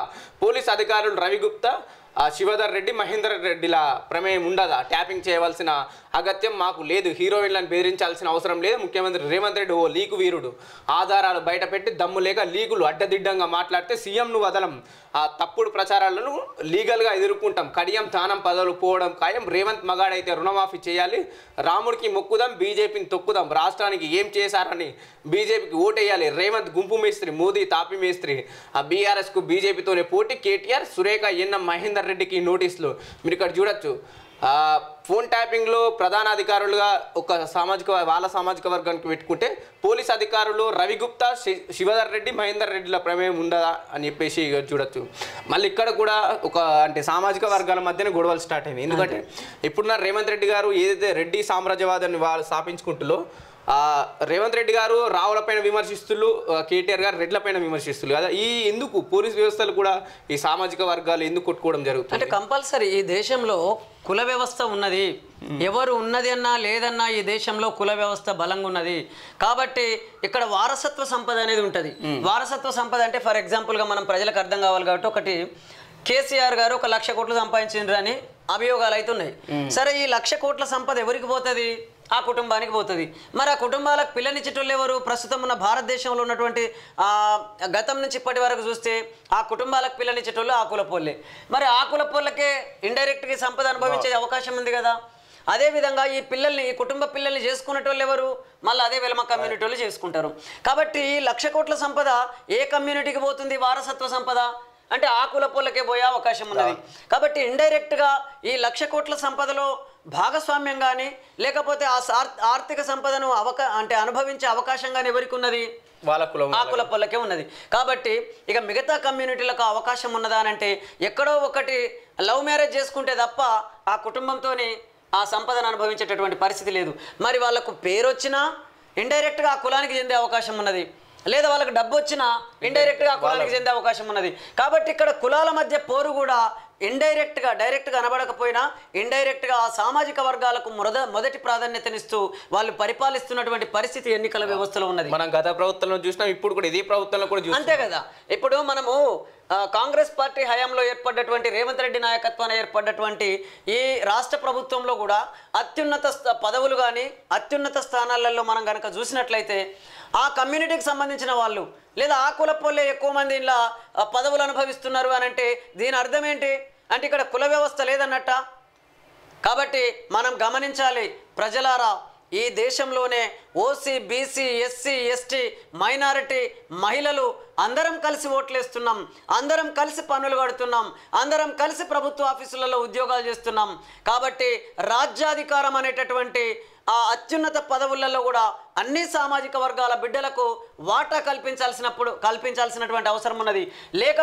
లేకపోతే ఇక అసమానతతో కూడిన సామాజిక వర్గాల మధ్య అత్యున్నత పదవులకు సమానమైన రాజకీయ పోటీ పెట్టడం వల్ల బలమైన సామాజిక వర్గంలోని అత్యంత ధనవంతులు మాత్రమే పాలకులయ్యే అవకాశం ఉన్నదని చెప్పేసి ఇగో ఈ పరిస్థితులను బట్టి చూస్తే మనకు అర్థమవుతుంది. ఆల్రెడీ చెప్తున్నాను, అందరు మా రావులని ఎందుకు రెడ్లను కూడా ఇరికి అని పోలీస్ అధికారులు రవి గుప్తా, శివధర్ రెడ్డి, మహేందర్ రెడ్డిల ప్రమేయం ఉండదా అంటే మా వాళ్ళని ఎందుకు అరెస్ట్ చేస్తుర్రు, మీ వాళ్ళని ఎందుకు ఇడిసబెడుతుర్రు అని చెప్పేసి ఆయన ఇండైరెక్ట్ గా చెప్తున్నటువంటి ఈ మాటల్ని మనం చూస్తే ఖచ్చితంగా ఇక్కడ కుల ప్రమేయం ఉంటుంది, ఇక్కడ సామాజిక వర్గాల ప్రమేయం ఉంటుంది. కాబట్టి ఇవన్నిటి వల్ల మిగతా సామాజిక వర్గాల బిడ్డలకు అన్యాయం జరుగుతుంది, బీసీ బిడ్డలకు అన్యాయం జరుగుతుంది, ఇక్కడ ఎస్సీలకు ఎస్టీలకు అన్యాయం జరుగుతున్నటువంటి పరిస్థితిని మనం గమనించినట్లయితే రాబోయే రోజులలో ఇది మరింత పెరిగే అవకాశం ఉన్నదని చెప్పేసి అనేక మంది మేధావులు అంటున్నారు. రేవంత్కు చిత్తశుద్ధి ఉంటే ట్యాపింగ్ కేసును సిబిఐకి ఇవ్వాలి లక్ష్మణ్, కేంద్రం సుమోటోగా తీసుకోవాలి. దుద్దిల్లా తురుంఖాన్లో ఉన్న వదలం పొంగులేటి పోలీసు వాహనాల్లో డబ్బు తరలింపుపై ఈసీ విచారణ చేయాలి. చాడ తాగునీటి ట్యాంకులో 30 కోతులు కలబేరాలు. నల్గొండ జిల్లా నాగార్జున సాగర్ ఘటన. నీరు తాగడానికి వెళ్ళి ట్యాంకులో పడిన కోతులు 10 రోజులుగా 150 ఇండ్లకు ఆ నీరే సరఫరా. అందులో ఆ కోతుల వెంట్రుకలు అవశేషాలు కలుషిత నీరు చూసి యువకులు ఫిర్యాదు. 3 ఏళ్ల కిందట ఇక్కడ ఇదే తరహా సంఘటన. అంటే ఇక చూడుర్రి, కాబట్టి ఇప్పటికైనా బుద్ధి తెచ్చుకోవాలి. అక్కడున్న నీటి సరఫరా చేసేటటువంటి ప్రభుత్వ అధికారులు, ప్రభుత్వ యంత్రాంగం అంతా ఏం చేస్తున్నట్టు, అదేవిధంగా అక్కడ పాలకులు కూడా వాళ్ళని పనిచేయించాల్సినటువంటి అవసరం ఉన్నది. కాబట్టి ఇలాంటి పరిస్థితుల వల్ల అనేక మంది అనారోగ్యాలకు గురయ్యి చాలా ఇబ్బందులు పడే పరిస్థితి ఉన్నది ప్రజలకు. కాబట్టి ఇప్పటికైనా తేరుకొని మంచినీటి ట్యాంకులలో కానీ ఎప్పటికప్పుడు చూస్తుండాలి, వాటిని గమనిస్తూ ఉండాలి. లేకపోతే ఇలాంటి ప్రమాదాలు సంభవించే అవకాశం ఉన్నది. రియాక్టర్లు బద్దలై శరీరాలు ఛిద్రమై సంగారెడ్డి జిల్లా హత్నూరా ఎస్బి ఆర్గానిక్లో భారీ పేలుడు. పరిశ్రమ డైరెక్టర్ సహా 5గురు దుర్మరణం. ఎగిసిన మంటలు మరో 4 మృతి చెంది ఉంటారని అనుమానం. 20 మందికి గాయాలు, 4 విషమం. భయంతో పరుగులు తీసిన కార్మికులు. గవర్నర్ రాధాకృష్ణన్, సీఎం రేవంత్ దిగ్భ్రాంతి. మంత్రులు దామోదర్, సురేఖ సంతాపం అనేటటువంటి వార్తను మనం చూడవచ్చు. అంటే ఏది ఏమైనా ఈ ప్రమాదానికి కారణం ఏంటి, ఎందుకు సేఫ్టీ లేకుండా పోయింది, కాబట్టి సేఫ్టీకి సంబంధించినటువంటి పద్ధతులను పాటించడంలో ఎక్కడ విఫలం జరిగింది అనేటటువంటి వివరాలన్నీ సేకరించి చట్టపరమైనటువంటి చర్యలు తీసుకోవాలి. అదేవిధంగా అక్కడ నష్టపోయినటువంటి కుటుంబాలను తప్పకుండా ఈ రాష్ట్ర ప్రభుత్వం ఆదుకోవాలని చెప్పేసి మేము విజ్ఞప్తి చేస్తున్నాం. తాగునీటి సరఫరాపై పర్యవేక్షణకు 10 మంది ఐఏఎస్లు సిఎస్ శాంతికుమార్ ఉత్తర్వులు. ఆ అధికారులకు జూలై చివరి వరకు సెలవులు లేవు. ఉత్తర్వుల్లో స్పష్టం. తుక్కు రవాణా బంద్. కేటీపీఎస్ స్కామ్పై కదిలిన యంత్రాంగం. టెండర్పై సీఎండి రిజ్వీ ఆరా. కొత్తగూడెం జిల్లా పాల్వంచలో కొత్తగూడెం థర్మల్ పవర్ స్టేషన్లోని తుక్కు తరలింపును అధికారులు నిలిపివేసినట్లు తెలుస్తుంది. కేటీపీఎస్లో స్క్రాప్ గోల్మాల్ వ్యవహారంపై 100 కోట్లు హాంఫర్ట్ తుక్కు పేరుతో తినేశారు అనే శీర్షికతో ఆంధ్రజ్యోతిలో బుధవారం ప్రచురితమైన కథనం సంచలనమైంది. రాష్ట్రంలోని జెన్కో కర్మాగారాల వ్యాప్తంగా చర్చనీయాంశమైంది. కేటీపీఎస్ తన పాత ప్లాంట్లను మూసివేసి తుక్కు పేరుతో విక్రయించాలని, అంటే మొత్తం మీద అయితే తుక్కును కూడా ఇడిచిపెడతలేరు. అసలైన లాభం అట్లనే ఉంటుంది. ఎందుకనంటే పేరుకు ఇది తుక్కు లెక్క కనబడుతుంది, కానీ ఇక దీంట్లో ఉన్నటువంటి సంపద ఇంకో మరో దాంట్లో ఉండదు. పేరు దాన్ని చాలా నిర్లక్ష్యం చేస్తారు, తుక్కే కదా అనుకుంటారు. కానీ దీన్ని రా మెటీరియల్గా తీసుకునేటటువంటి పరిస్థితి ఉంటుంది. దాన్ని మళ్ళీ అంటే కొత్త వస్తువులు తయారు చేయడానికి రీసైక్లింగ్ చేసేటటువంటి పరిస్థితి ఉంటుంది. కాబట్టి దీంట్లో కూడా అక్రమాలు జరుగుతున్నాయి. ఇవన్నిటిని కూడా అరికట్టాలి అని అంటే పరిపాలన వ్యవస్థలోకి ప్రజాస్వామ్యబద్ధంగా పరిపాలించే నాయకత్వం రావాల్సిన అవసరం ఉన్నది. మందుకు దూరమై వెర్రెత్తి రైతును తొక్కి చంపిన ఏనుగు. కుమ్రం భీం ఆసిఫాబాద్ జిల్లా బురేపల్లిలో ఘటన. మహారాష్ట్రలో మంద నుంచి విడిపోయి వచ్చిన ఏనుగు. 10 లక్షల ఎక్స్గ్రేషియా ప్రకటించిన మంత్రి సురేఖ అనేటటువంటి వార్తను మనం చూడవచ్చు. తైవాన్లో భారీ భూకంపం. 9 మంది దుర్మరణం, 1000 మందికి గాయాలు. రెక్టర్ స్కేల్పై తీవ్రత 7.2. కూలిన వంతెనలు, ఒరిగిపోయిన భవనాలు, శిథిలాల కింద 127 మంది. ఎంత బాధాకరం నిజంగా. మన హైదరాబాద్ నగరం కానీ లేదా మన దేశంలో కానీ మన రాష్ట్రంలో కూడా ఇప్పటి వరకు భూకంపాల తీవ్రత తక్కువగా ఉన్నది. కానీ మనం కూడా ఇక్కడ కొండలు పిండి చేస్తున్నాం, భూమి యొక్క సమతుల్యత దెబ్బతింటుంది. అదేవిధంగా అడుగడుగున మనం బోర్లు వేస్తున్నాం. ఇవాళ 500 అంటే 500 ఫీట్ల నుంచి దాదాపు 1000 ఫీట్ల వరకు మనం బోర్లు వేస్తున్నటువంటి పరిస్థితి ఉన్నది నీటి ఎద్దడి కారణంగా. కాబట్టి రాబోయే రోజులలో మనకు కూడా భూకంపాలు సంభవించేటటువంటి అవకాశం ఉన్నది. కాబట్టి ఇప్పటి నుంచే తేరుకొని ఈ కేంద్ర రాష్ట్ర ప్రభుత్వాలు మన దేశానికి కానీ మన రాష్ట్రంలో కానీ భూకంపాల తీవ్రత పెరగకుండా, భూకంపాలు రాకుండా తగు జాగ్రత్తలు తీసుకొని పరిపాలిస్తే బాగుంటుందని చెప్పేసి కూడా అనేక మంది మేధావులు అంటున్నారు. భద్రాచలం వద్ద రెండో వారధి సిద్ధం, శ్రీరామనవమి నాటికి ప్రారంభం. నాడు బ్రిడ్జ్ నిర్మాణానికి శంకుస్థాపన చేసి పట్టుదలతో సాకారం చేసిన మంత్రి తుమ్మల. మిర్చి ధర ఢమాల్. మార్కెట్లో సీజన్ కనిష్టానికి రేట్లు. ఖమ్మంలో ఒకే రోజు 1000 కిందకు. వరంగల్, గుంటూరులోని ఇదే పరిస్థితి. మిర్చి రైతుల్లో ఆందోళన. విదేశీ డిమాండ్ తగ్గడం వల్లనే సీజన్ ప్రారంభం నుంచి 5,000 పడిన ధర. ఖమ్మం రైతులకు ఏటా సిరులు కురిపిస్తున్న ఎర్ర బంగారం మిర్చి ఈ సంవత్సరం ఊరించింది. సీజన్ ప్రారంభంలో ఆశాజనకంగా ప్రారంభమైన ధరలు క్రమంగా తగ్గుముఖం పట్టి పరిస్థితి కనిష్టానికి పడిపోయింది. సాధారణంగా పంట తగ్గినప్పుడు ధర పెరగాల్సి ఉండగా ఈ ఏడాది దిగుబడి తగ్గడంతో పాటు ధర కూడా తగ్గిపోవడం రైతులను తీవ్రంగా నష్టపోతున్నారు. గత ఏడాది ఖమ్మం మార్కెట్లో సీజన్ ప్రారంభంలో ధర తగ్గిందని చెప్పేసి ఇక్కడ చూడొచ్చు. అంటే ఇక్కడ గమ్మత్ ఏంటంటే మిర్చి ధర ఢమాల్ 1000 కింటాకు 1000 రూపాయలు తగ్గింది అని అంటే నిజంగా ఇదంతా కూడా పెట్టుబడిదారులు అంటే వ్యాపారవేత్తలు ఎవరైతే ఉంటారో వాళ్ళు సిండికేట్ అవుతున్నారు. వ్యాపారవేత్తలు సిండికేట్ అయ్యి ప్రపంచ మార్కెట్లో దిగుబడి తగ్గింది, దిగుమతి చేసుకోవడం తగ్గిపోయిందని చెప్పేసి అంటున్నారు. అదేవిధంగా ఇక్కడ పాలకులు ఏం చేస్తున్నట్టు, కాబట్టి పాలకులు కూడా ఇండైరెక్ట్గా వీళ్ళకు మద్దతు ఇస్తున్నారు. పాలకుల ప్రమేయం ఉంటుంది ఇందులో, ఈ ధరలు తగ్గడంలో. అదేవిధంగా వీళ్ళు వ్యాపారులు కూడా సిండికేట్ అవుతున్నారు, మొత్తంగా రైతాంగాన్ని నష్టాల్లోకి నెట్టేస్తున్నారు. ఒకవేళ నిజంగానే మీకు ఇక్కడ నిజంగానే దిగుబడి తగ్గితే ప్రపంచ మార్కెట్లో మీరు ప్రభుత్వాలు ఆ మద్దతు ధరను చెల్లించి వాళ్ళని ఆదుకోండి.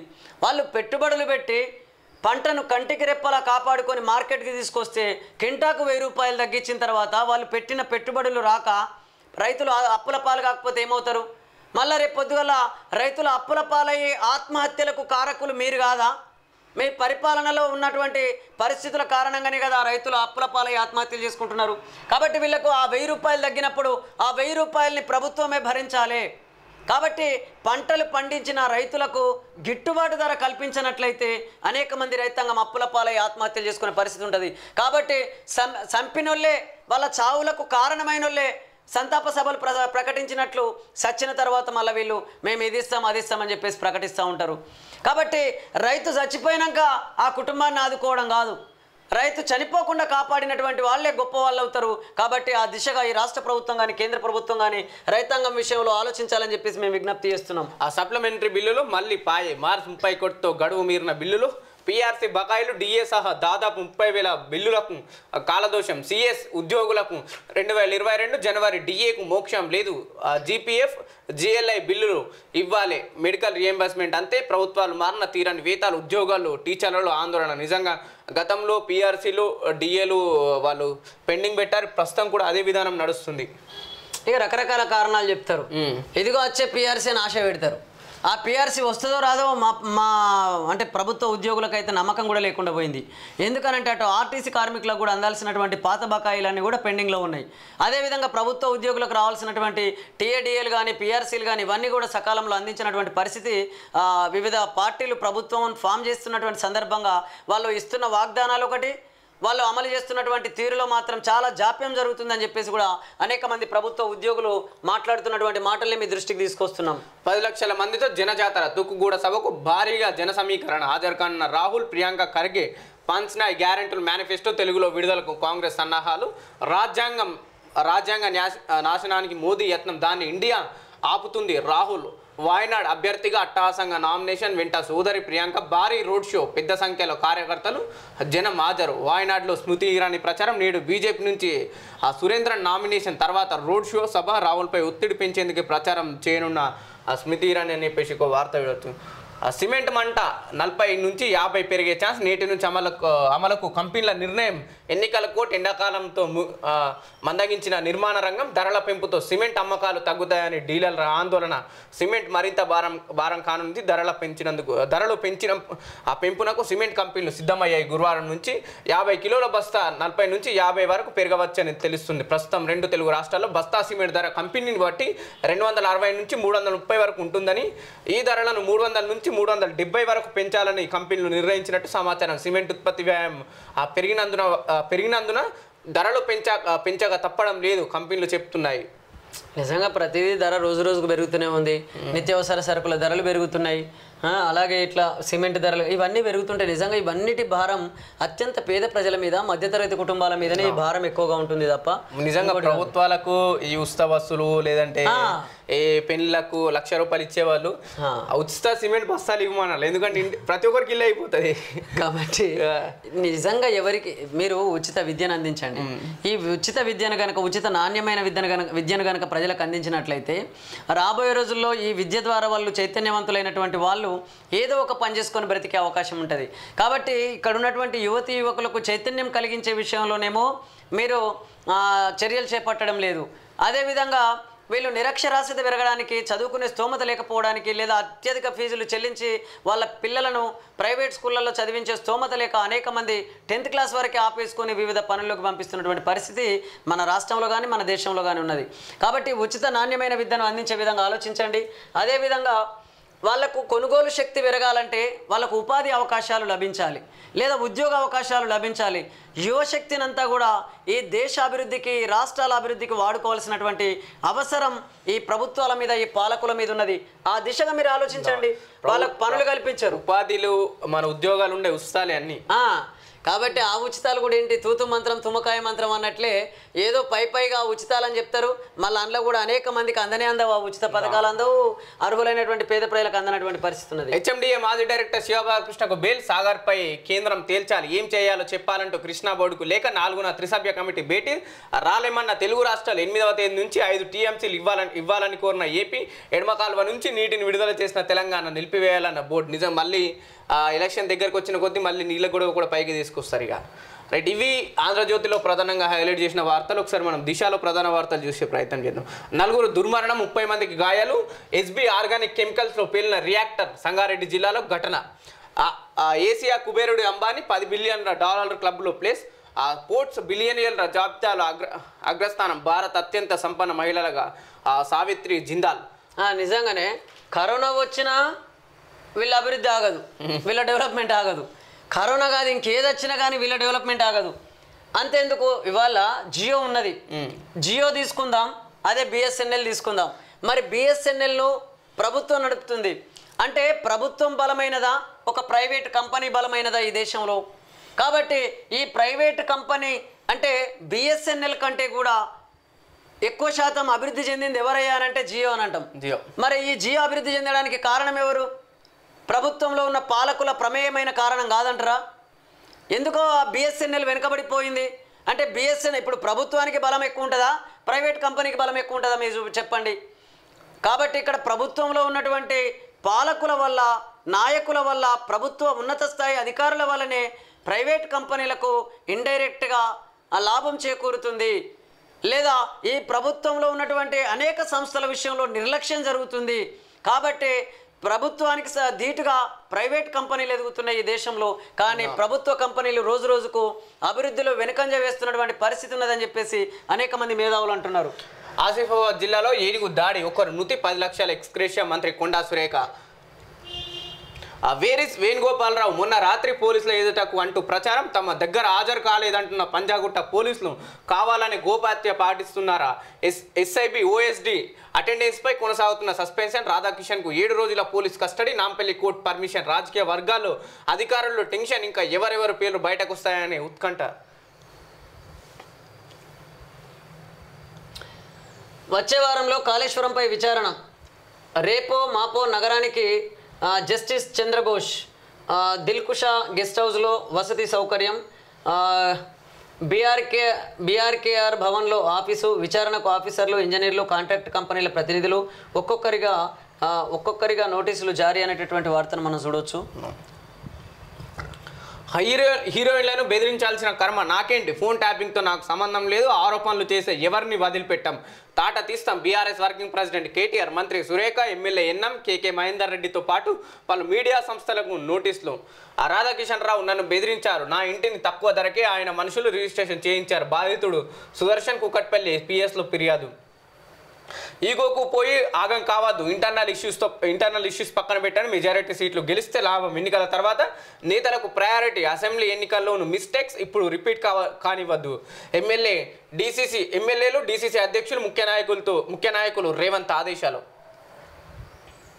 10 మంది స్పెషల్ ఆఫీసర్లు ఉమ్మడి 10 జిల్లాలకు నియామకం, గ్రామాల్లో నీటి అవసరాల నిర్వహణ కోసం జూలై చివరి వరకు బాధ్యతల్లోనే సిఎస్ శాంతికుమారి ఉత్తర్వులు అనేటటువంటి వార్త చూడొచ్చు.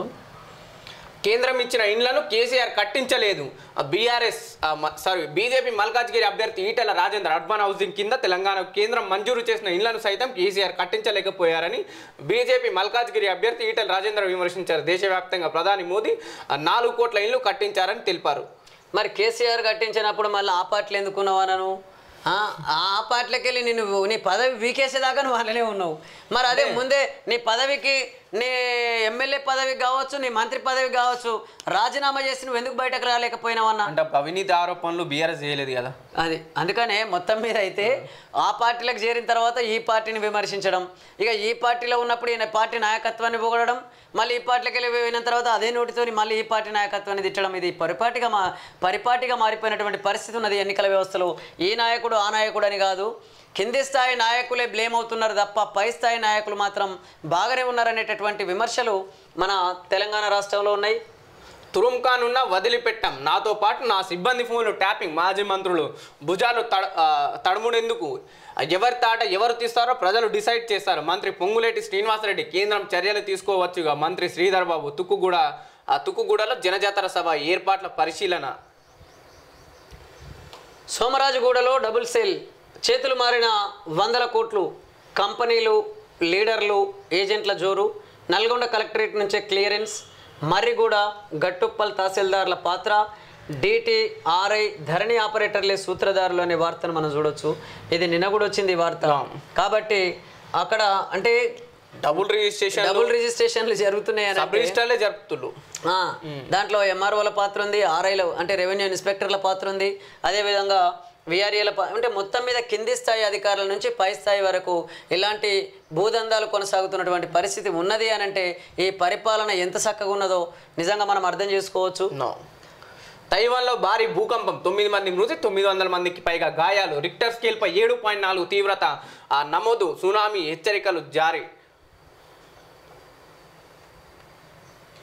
పార్లమెంట్ ఫైట్, జమ్మూ కాశ్మీర్లో ఒంటరిగానే పోటీ చేస్తామని peoples democratic party chief Mehbooba Mufti ప్రకటించారు. రానున్న లోక్సభ ఎన్నికల్లో బీజేపీ నేతృత్వంలో ఎన్డీఏ కూటమి 399 సీట్లు సాధిస్తామన్నది ఇండియా సర్వే అంచనా వేసింది. ప్రతిపక్ష ఇండియా కూటమి 94 సీట్లకు మాత్రం పరిమితం కానుందని తెలిపింది. మహారాష్ట్ర అధికార కూటమిలో సీట్లు పంపకాల విషయంలో విభేదాలు తలెట్టినట్టు తెలుస్తుంది. రాష్ట్రంలో మొత్తం 48 స్థానాలకు గాను బీజేపీ 29, షిండే శివసేన 13, ఎన్సీపీ అజిత్ పవార్ 6 స్థానాల్లో బరిలోకి దిగాలని కాషాయ పార్టీ ప్రతిపాదించగా తమకు 22 సీట్లు కేటాయించాలని షిండే డిమాండ్ చేస్తున్నారు. ఎన్నికల ప్రచారంలో భాగంగా ఈశాన్య ఢిల్లీని ఉస్మాన్పూర్ కైత్వాడ ఏరియాలో Congress tug of for guarantee కార్యక్రమాన్ని ప్రారంభించింది. రైట్, ఇవి దిశలో ప్రధాన వార్తలు. ఒకసారి నమస్తే తెలంగాణ ప్రధాన వార్తలు చూసే ప్రయత్నం చేద్దాం.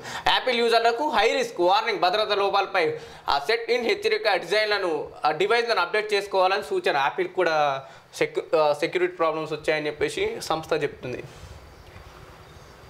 గొంతెండిపాయ్, మడి తడవదాయ్. తాగునీటి హైదరాబాద్ వాసులు పడుతున్న కష్టాలకు నిలువెత్తు నిదర్శనం ఈ చిత్రం. ఉస్మానియా వర్సిటీ సమీపంలోని బస్తీలో ట్యాంకర్ ద్వారా సరఫరా చేస్తున్న నీటిని పట్టుకునేందుకు మహిళలు పడుతున్న పాటలు ఇవి అని చెప్పేసి చాలా చూసుకోవచ్చు. దాదాపు 9 సంవత్సరాల తర్వాత మళ్ళీ ట్యాంకర్లతో నీళ్లు పట్టుకునే పరిస్థితి కనిపిస్తుంది. అదే, అంతేకాకుండా అసలు నిజంగా అప్పుడు ఉన్న పత్రికలు ఇవి కూడా అప్పుడు కూడా ఈ సమస్య ఉన్నది, కానీ ఇట్లా చూపించిన పరిస్థితి ఎక్కడా లేదు. ఇంత పైకి తీసుకురాలే ఇట్లా ఓపెన్ గా. అంటే వీళ్ళకి ఏంటంటే ఇది ప్రతిపక్ష పేపర్గా డైరెక్ట్ ఏ వార్త వచ్చినా కానీ మొత్తం మీద ప్రభుత్వం దృష్టికి కానీ ఇటు ప్రజల దృష్టికి తీసుకురావడంలో ముందంజలో ఉంది ఈ పత్రిక ఇప్పుడు ప్రజెంట్. కానీ గతంలో ఈ పత్రికా రంగం మీద కూడా ప్రభుత్వం యొక్క ఒత్తిడి ఉండేది అని చెప్పేసి చాలామంది వివిధ ఛానళ్ళ వాళ్ళు, వివిధ పత్రికల వాళ్ళు అయితే మాట్లాడిన మాటలు మనకు తెలుసు. రాష్ట్రంలో సకాలంలో సాగునీరు అందక ఎండుతున్న పంటలకు సజీవ సాక్ష్యం ఇది రాజన్న సిరిసిల్ల జిల్లా ఇల్లంతకుంట మండలం అనంతారంలో ఎండిన వరి పంట ఇలా మూగజీవులకు ఆహారమైంది. కరువు కోసం కూరల్లో సిరిసిల్ల ఎడారిని తలపిస్తున్న మానేరు వాగు మెట్టలో కనిపించని జలసిరులు వట్టిపోయిన చెరువుల కుంటలు రాజన్న సిరిసిల్ల జిల్లా కరువు కొరల్లో చిక్కుకున్నది. కేసీఆర్ పాలనలో పుష్కలమైన జలాలతో పచ్చని పంటలతో కనిపించిన ఆ జిల్లా ప్రస్తుతం కరువుతో అల్లాడిపోతున్నదని, ఆ సాగునీళ్లు లేక నిర్మలవర్ణ నేలను ఆ గోదావరి నీళ్లతో అభిషేకిస్తామని ఇచ్చిన హామీని కేసీఆర్ ప్రభుత్వం నిలబెట్టుకుంది. రాజన్న సిరిసిల్ల జిల్లాలో మధ్య మానేరు ప్రాజెక్టును పూర్తి చేసి కాళేశ్వరం జలాలతో కరువును తరిమేశారు. 10 ఏళ్ల పాటు సుభిక్షంగా ఉన్న మెట్టు ప్రాంతం నేడు దుర్భిక్షంగా మారింది. కాళేశ్వరం జలాలు విడుదల చేయకపోవడంతో ప్రాజెక్టులు, చెరువులు, చెక్ డ్యాంలు ఎండిపోయే జీవనదిగా ఉన్న మానేరు ఎడారిగా మారింది. యాసంగిలో పంటలకు నీరందక కర్షకులు కన్నీరు పెడుతున్నారని చెప్పేసి నమస్తే తెలంగాణ ఒక వార్త రాసి, నిజంగా నమస్తే తెలంగాణ ఏదైతే మేడిగడ్డ అన్నారం సుందిల్లాలో ఏర్పడ్డ మన క్రాక్లు కావచ్చు, లేకపోతే పిల్లలు గుంగిపోయినాయి కూడా రాస్తే ఇంకా బాగుంటుంది. అది కదా, అందుకనే ఈ 2 ప్రభుత్వాలు కారణమవుతున్నాయి ప్రజలు నష్టపోవడానికి. అటు బీఆర్ఎస్ పార్టీ ఒక రకంగా నష్టం చేస్తే, ఇటు కాంగ్రెస్ పార్టీ కూడా దాని విషయంలో నిర్లక్ష్యం చేస్తున్నటువంటి పరిస్థితి ఉన్నది అని చెప్పేసి అనేక మంది మేధావులు అంటున్నారు. 2023 మార్చితో పోలిస్తే ఈ మార్చిలో తెలంగాణ భూగర్భ జలమట్టం గ్రౌండ్ వాటర్ టేబుల్ సగటు 1.67 మీటర్లకు పడిపోయింది. రాష్ట్రంలోని దాదాపు 201 మండలాల్లో భూగర్భ జలాలు వేగంగా క్షీణిస్తున్నాయి. భూగర్భ జలమట్టం పతనం 0.01 మీటర్ల నుంచి 15.2 మీటర్ల వరకు ఉన్నది. 4.01 మహబూబ్నగర్ జిల్లాలో 4.01 మీటర్లకు పడిపోయిన జలమట్టం తాగునీటి సరఫరా పర్యవేక్షణకు ప్రత్యేక అధికారులుగా 10 మంది ఐఏఎస్లు. పాడి రైతులకు పైసలు లేవు. విజయ డైరీ 80 కోట్ల బకాయిలు. ట్యాంకర్లు ఫ్రీగా ఇవ్వాలి. పల్లెలు, పట్టణాలు తాగినీటికి తలనాడుతున్నాయి. ప్రభుత్వ నీటి నిర్వహణ వైఫల్యం వల్లే ఈ కొరత. హైదరాబాద్ ప్రజలపై పగబట్టినవా రేవంత్? కేసీఆర్ అంటే నీళ్లు, కాంగ్రెస్ అంటే కన్నీళ్లు. దేశంలో చెల్లని నోటు అంటేనే రాహుల్ గాంధీ. జంపింగ్ ఎమ్మెల్యేల పదవులు పోవడం పక్కా. అనర్హతపై సుప్రీంకైనా వెళ్తాం కేటీఆర్. మేము 24 గంటలు తాగునీరు, సాగునీరు, విద్యుత్ ఇవ్వాలని ఆలోచించాం. కాంగ్రెస్ ప్రభుత్వం మాత్రం 24 గంటలు ఎవరిని దెబ్బగొట్టాలి, ఎవరిని బెదిరించాలి, ఢిల్లీకి ఎన్ని సూట్ కేసులు పంపాలి అన్న ఆలోచనతోనే ఉన్నది. అంటే మొత్తం మీద అయితే మీరు మాట్లాడుతున్నది నిజమే. కాంగ్రెస్ చేస్తున్నటువంటి ఆరోపణలు కళ్ళగట్టినట్టు మాట్లాడుతున్నారు, మంచిదే. కానీ మీరు చేసింది ఎంత చక్కదనం ఉందో అది కూడా మీ నోటి నుంచి చెప్తే బాగుంటుందని చెప్పేసి తెలంగాణ ప్రజలు ఆలోచిస్తున్నారు, మాట్లాడుతున్నారు. గతంలో కాంగ్రెస్ నుంచి గెలవగానే 12 మంది ఎమ్మెల్యేలు ఏదైతే బీఆర్ఎస్కి వచ్చారో ఎంతమంది రాజీనామా చేసి బీఆర్ఎస్లోకి తీసుకున్నారు అది కూడా ఒకసారి చెప్తే బాగుంటుంది. అంతే కదా. కాబట్టి మీకు ఒక న్యాయం, ఇంకొకరికి ఒక న్యాయం కాదు. దొందే ఇద్దరే. అంటే మీరేం చక్కదనం చేయలేదు తెలంగాణ రాష్ట్రానికి. ఇప్పుడు వచ్చిన వాళ్ళు కూడా కొంత నిర్లక్ష్యం చేస్తున్నటువంటి పరిస్థితి ఉన్నది. కాకపోతే వాళ్ళకి తక్కువ టైంలో ఇంకా మనం కొంత సమయం ఇవ్వాల్సిన అవసరం ఉన్నదని చెప్పేసి కూడా తెలంగాణ ప్రజలు మాట్లాడుతున్నారు. ఫోన్ ట్యాపింగ్ పై 2004 నుంచి విచారణ జరపాలి. ట్యాపింగ్లో పోలీసుల పాత్ర లేదా? ఆదిలాబాద్ అడవుల్లో ఏనుగు ప్రత్యక్షం. గజరాజు దాడిలో అన్నదాత మృతి, భార్య కళ్ళెదుటే ప్రాణాలు వదిలిన భర్త. ఆసిఫాబాద్ జిల్లా బూరేపల్లిలో ఘటన భయాందోళనలో పరిసర గ్రామాల ప్రజలు. మృతుడి కుటుంబానికి 10 లక్షలు. ఆ కొండా సురేఖ అని ఒక వార్త. తాగునీళ్ళ ట్యాంకులో చచ్చిన కోతులు 3 రోజుల పాటు అవే నీళ్లు సరఫరా. వాటర్ ట్యాంకులో 30 కోతుల కలబేరాలు. నల్గొండ జిల్లా నందిగొండల ఘటన స్థానికుల ఫిర్యాదుతో వెలుగులోకి. అధికారుల తీరుపై మండిపడ్డ ప్రజలు. 10 జీవశాస్త్రంలో 2 మార్కులు. బ్లూ ప్రింట్కు విరుద్ధంగా ప్రశ్నపత్రం నిజమేనని తేల్చిన నిపుణుల కమిటీ. 6వ ప్రశ్నకు 2 మార్కులు ఇవ్వాలని నిర్ణయం. 5వ ప్రశ్నకు ఏది రాసిన మార్కు. అంటే ఇక విద్యా వ్యవస్థలో ఎట్లున్నదో చూడండి. కాబట్టి ఇట్లాంటి అవకతవకల వల్లనే అనేక మంది విద్యార్థులు నష్టపోతున్నటువంటి పరిస్థితి ఉన్నది. నిర్లక్ష్యం వైద్యంతో ప్రాణం తీస్తే జైలుకే. డాక్టర్లకు 5 ఏళ్ళు, ఆర్ఎంపీలకు 2 ఏళ్ళ శిక్ష. కొత్త చట్టాలపై అవగాహన కల్పించాలని కేంద్రం సూచన. మొత్తం మీద అయితే డాక్టర్లకు 5 ఏళ్ళు, అంటే ఎంబీబీఎస్ డాక్టర్లకు కానీ లేదా క్వాలిఫైడ్ డాక్టర్లకు కానీ. ఇక ఆర్ఎంపీలకు 2 ఏళ్ళ శిక్ష ఉన్నది అని అంటే ముందు ఆర్ఎంపీ డాక్టర్లను గుర్తించండి. ఇప్పుడు ఆర్ఎంపీలకు 2 ఏళ్ళ శిక్ష ఇస్తారు, కానీ ఆర్ఎంపీ డాక్టర్లు ఎవరెవరు ఉన్నారు, ఎక్కడున్నారు, ఎంతమంది ఉన్నారు, వాళ్ళకి ఎన్ని సంవత్సరాల ఎక్స్పీరియన్స్ ఉంది, వాళ్ళు ఏ పద్ధతులలో వైద్యాన్ని అందిస్తున్నారు, వీటన్నిటి మీద ప్రభుత్వాలకు అవగాహన ఉండాలి అని అంటే ముందు ఆర్ఎంపీ డాక్టర్లకు వాళ్లకు వివిధ రకాల పరీక్షలు నిర్వహించి కావచ్చు, లేదా వాళ్ళ సీనియారిటీ, వాళ్ళ వైద్యం ఆధారంగా మొత్తం మీద అయితే ప్రభుత్వం వాళ్ళను పరిగణనలోకి తీసుకొని వాళ్ళకి సర్టిఫికేట్లు అందించినట్లయితే వాళ్ళు చేస్తున్నటువంటి వైద్యం విషయంలో మీకు ఒక అవగాహన ఉంటుంది. కాబట్టి ఎవరైనా నిర్లక్ష్యం వహించినట్లయితే పేషెంట్ల విషయంలో వాళ్ళ మీద కేసులు పెట్టి జైలుకు పంపించేటటువంటి పరిస్థితి ఉన్నది. కానీ ఇక్కడ ఈ దేశంలో కానీ రాష్ట్రంలో కానీ ఆర్ఎంపీ డాక్టర్లను గుర్తించిన పాపాన పోవట్లేదు ఈ ప్రభుత్వాలు. కాబట్టి వాళ్ళ మీద మీరు కేసులు ఎట్లా పెట్టగలుగుతారు? ఏ విధంగా మీరు పేద ప్రజలకు నాణ్యమైన వైద్యాన్ని అందించగలుగుతారో ఒకసారి ఆలోచించాలని చెప్పేసి మేము విజ్ఞప్తి చేస్తున్నాం. కాబట్టి ఇప్పటికైనా ఆర్ఎంపీలను గుర్తించి వాళ్లకు సకాలంలో సర్టిఫికెట్లు అందజేసి వాళ్ళు ఏ పద్ధతులలో ఎంత మేరకు ప్రజలకు వైద్యాన్ని అందిస్తే బాగుంటుంది అనేటటువంటి అంశాల్లో కూడా మీరు ఒక కమిటీ వేసి ఆ తర్వాత వాళ్ళకు సర్టిఫికెట్లు జారీ చేస్తే బాగుంటుందని చెప్పేసి అనేక మంది మాట్లాడుతున్నటువంటి మాటల్ని మేము దృష్టికి తీసుకొస్తున్నాం. 7,000 కోట్లు ఏమైనాయి? ఆ బీఆర్ఎస్ ప్రభుత్వం విడుదల చేసిన రైతు బంధు నిధులను పంపిణీ చేయకుండా ఈసీ అడ్డుకుంది. కాంగ్రెస్ సర్కార్ ఆ డబ్బుని ఏం చేసింది? ప్రజా దర్బార్లో నేడు ఆ చెప్రాసీలే మిగిలారు. రేవంత్ రెడ్డిపై బహిష్కరణ నేత బక్కా జెడ్సన్ ఫైర్. అసెంబ్లీ ఎన్నికలకు ముందు రైతుల ఖాతాల్లో జమ చేసేందుకు గత బీఆర్ఎస్ ప్రభుత్వం 7,000 కోట్లు విడుదల చేసిందని, అవి ఏం చేశారో సీఎం రేవంత్ రెడ్డి చెప్పాలని కాంగ్రెస్ బహిష్కరణ నేత బక్కా జెడ్సన్ డిమాండ్ చేశారు. నిజంగా బక్కా జెడ్సన్ గారు రేవంత్ రెడ్డి గారికి ముందు నుంచే కాస్త అడ్డుగా నిల్చున్నట్టు ఇప్పుడు ప్రస్తుతం బహిష్కరించారు కాంగ్రెస్ పార్టీ నుంచి. చూడాలి నిజంగా రేవంత్ రెడ్డిని ప్రశ్నిస్తారా, లేకుంటే ఇది ఎన్నికల స్టంట్గా మారిందా నిజంగా, లేకపోతే బక్కా జెడ్సన్ గారికి అన్యాయమే జరిగిందా అని చెప్పేసి కూడా వేచి చూడాల్సిన అవసరం ఉన్నది. ఏది ఏమైనా కింది స్థాయి నాయకులకు అన్యాయం జరుగుతున్నమాట వాస్తవం. కానీ వీళ్ళు కూడా అయితే ఈ పార్టీ లేకుంటే ఆ పార్టీలలో దుంకుతున్న కొద్దీ వీళ్ళ మీద కూడా ప్రజలకు ఒక నమ్మకం కోల్పోతున్నటువంటి పరిస్థితి ఉన్నది. నాయకులు ఎవరైనా సరే ఒక పద్ధతితోని ఒక నిబద్ధతతోని మీరు గనక పనిచేసినట్లయితే తప్పకుండా ప్రజలు మనకు ఈరోజు కాకుండా రేపు గుర్తిస్తారు.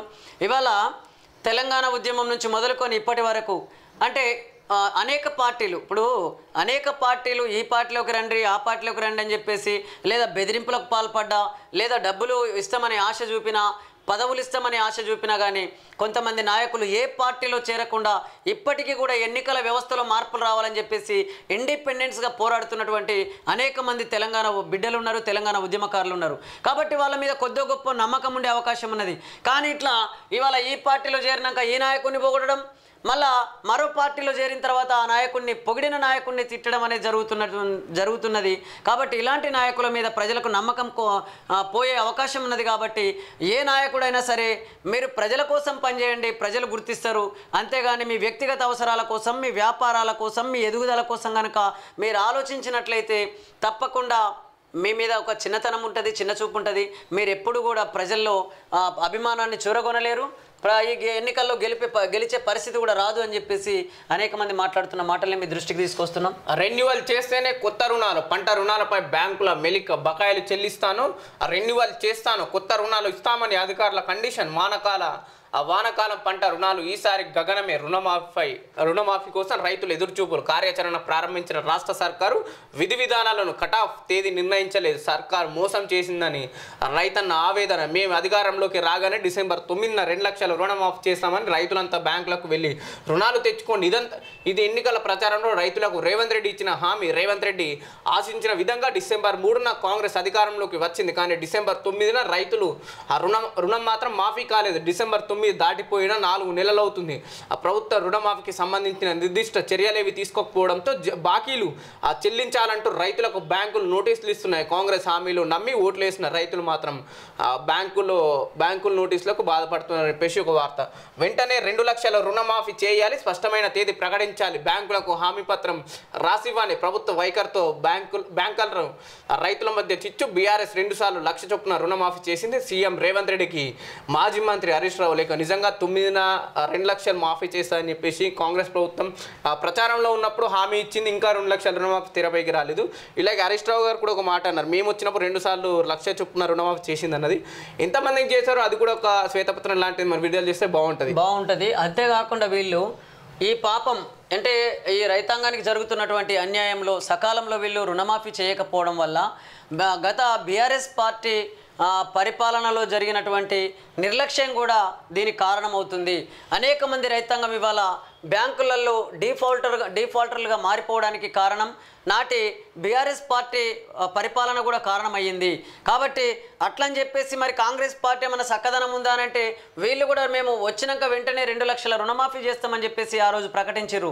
మీరు బ్యాంకుల్లోకి వెళ్ళి లోన్లు తీసుకోర్రి, మేము వచ్చిన తర్వాత దాన్ని మాఫీ చేస్తామని చెప్పేసి రేవంత్ రెడ్డి గారు బాహటంగా ప్రకటించినటువంటి వార్తల్ని మనం చూసాం.